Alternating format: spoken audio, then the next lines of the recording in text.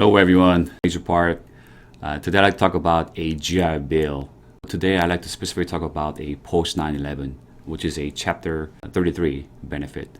I know there's other education benefits such as Chapter 30 or Chapter 1606. Today I'm not going to talk about that. I'm just specifically talk about Chapter 33, which is a GI Bill post 9/11 benefit. It is a education benefit.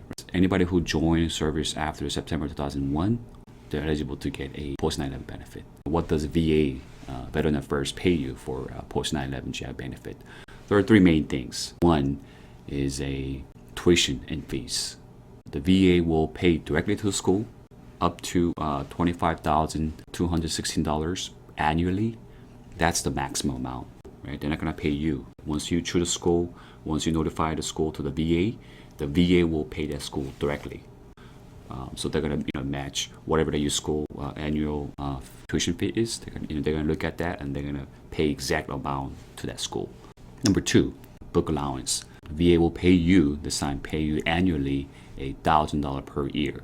So you can purchase books, any school materials that you need. A lot of times a book can be expensive. If it goes over that budget, obviously you have to use your own money for that. But they do pay you $1,000 per annually. And number three, MHA, which is monthly housing allowance. The VA will pay you at the rate of a sergeant, E5 rank, BAH rate.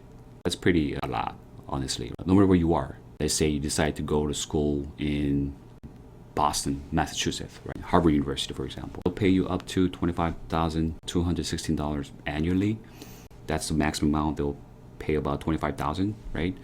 And your monthly housing allowance will be about $3,000 per month. And lastly, you'll get a $1,000 book stipend annually.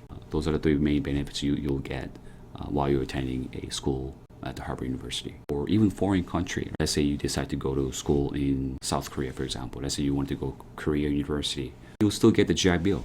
They'll pay the school directly up to, like I said, same amount, $25,216. That's the maximum amount. And you'll get a $1,800 per month for OHA, and followed by book stipend.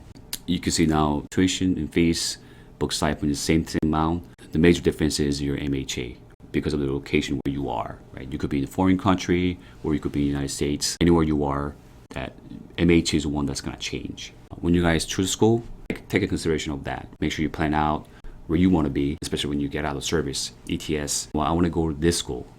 There might be a reason why. The family's there, right? Your friends are there. Or you wanted to go to that school. Those are your dream school that you wanted to go. Or because, you know what, that location pays a lot more MHA. That's going to help me with the living condition, the cost of living, all that. Taking into consideration, I want to live there. I want to stay at that state, right? Whatever the reason is, plan right so that you can, go to school that you want to go. Before I talk about how can you apply for this post 9/11 GI Bill, I want to talk about what are the percentages you can get, right? Because some people think that, well, just because I joined the service, whether I'm National Guard, Reserve, or active duty, as soon as I join the service, doesn't mean I can receive post 9/11 GI Bill right away. Answer is no. Of course, you have to complete basic and of course AIT. There's a certain percentage for a certain time period. So if you serve 36 months, which is 3 years, you can get 100%. And it goes down by 6 months. If you serve 30 months, you'll get 90% of post 9/11 benefit. If you serve 24 months, you get 80%. Do you see the trend? It goes down by 6 months. If you serve under 90 days, then you're not going to be eligible for post 9/11. So you got to serve at least more than 90 days or more to receive some percentage of post 9/11 benefit. In order to get a 50% or 60%, you have to get at least minimum 6 months of a full-time service. When I say full-time, I'm not just talking about active duty. You could be in National Guard on order for 6 months. Well, you can get the GI Bill benefit. Even if you're National Guard Reserve, that's the reason why you guys should take advantage of any orders like the ADOS, active duty on service, or active duty special orders. You guys should take advantage of that. If you're in order for more than that time period, you're eligible to receive a post 9/11 benefits. So don't just think that you're going to get 100% benefit because of that. You should take consideration is your school credit hours. In order to get full BAH, the rate I'm talking about, you have to take full credit hours. I think usually it's like 12 credit hours is considered full time. It depends on schools, of course. Some schools might say, hey, for us, it's 15 credit hours is full-time considered. But usually I think 12 credit hours is considered full-time. You got to be a full-time student to get that benefit. Let's say you only take 6 credit hours. Well, then you're not going to get the full MHA rate. You're not going to get the full benefit. Read carefully of how you're planning things, how you can get the full benefit. I highly recommend that if you guys want to use GI Bill, you should take full credit hours, full-time student. And I'm not saying you must do like that. I know it depends on people. Nothing's wrong. There's no, this is the A way. Okay. Sometimes it's probably better to use GI Bill after you leave the service. Let's say you ETS, retire, or your medical discharge. Whenever you discharge from service, I highly recommend that you use it after you leave the service. Why? Because you can get the full benefit. Many soldiers who's in the Army, when they're attending a university while they're in service, more than likely they use a tuition assistance. Some people use tuition assistance top-up program. Many of them just use tuition assistance to cover their tuition, which is good. You should take advantage of it. I know some people might get considered when you use tuition assistance. There's something called ATSO, additional active duty service obligation. Because they're paying a tuition, there's a additional obligation that you have to do. If you have enough time in service left over, you shouldn't be worried about that. But if you're about to leave the service within a year, and then you don't want to have additional service agreement because of the tuition assistance, right? So it might conflict your schedule. Just look into it. But usually, right, people who's in the service, they use a tuition assistance instead of GI Bill. Now let's go into how do I apply for this GI Bill post-9/11 benefit. There are 4 steps. 1, find the school you want to go that fits your schedule, that fits your lifestyle. It can be online school, it can be resident course, it can be one course in this state, take several courses in different states. There can be many different scenarios. Just plan out how you want to pursue your school goal and your career. It's not just for school. You can use that for certification, license, training, trying to pursue a doctor's degree and require some other special training that requires special fees. You can use that for your advantage. It's not just for school. It's not just for like university. So number 1, choose a school, choose a path that you want to take. Once you use that, there's no way to bring it back. 100% full-time benefit is for 4 years. Let's say first year you accidentally, there's no accident, but you'll be surprised. Some people say, oh, it was a really good choice. I actually wanted to do this. I just end up doing this. And who ended up using GI Bill for about a year of something that he didn't want to pursue. He already wasted 1 year. There's no way to bring it back. So now you only have 3 years left over of GI Bill benefit. Let's say you use GI Bill for community college. Let's say you only use like a couple credit hours of classes per semester. You only spend about $500 per semester. Guess what? Because you used it, that semester is gone. You could have taken 12 credit hours, which is kind of equal to 4 classes, I think. You could have taken the 4 classes for that semester, and then you could use GI Bill. You only took 1 classes, and that semester went by. That semester is gone. There's nowhere turning it back. Plan carefully what you want to do, and you don't want to waste it. And that's the reason why I recommend using it as a full-time student for a full-time course, full-time credit hours. Use it wisely.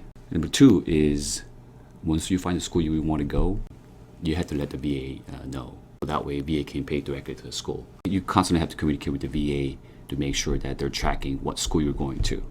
And you could go online and check your status, how much percentage is left over, how much I have used, if you already used it, right? If you never used it, you should go online and check your status. Sometimes the paperwork didn't go through, and you probably just wait and wondering why you're not getting a benefit. Right? So that's why you got to constantly go onto online and check the status. VA.gov has that status. Make sure that you guys get a COE. COE is a certificate of eligibility from VA that you're eligible to receive a GI Bill benefit. If you don't bring that to your school, university, to your VA affairs, they're not going to get you a benefit at all. Once you have COE, make sure you coordinate your VA affairs at the university, and they get the paperwork, and so they can help you process the post-9/11 GI Bill benefit. And number 3 is you constantly have to communicate between the VA office and your school administrative people. There can be sometimes a conflict during the process, or let's say you decide to take a semester off and I'm going to come back for next semester. You got to let the school know and you got to let the VA office know. Otherwise, your VA benefit will just continue to run. It's going to be gone, disappear, and you don't know why.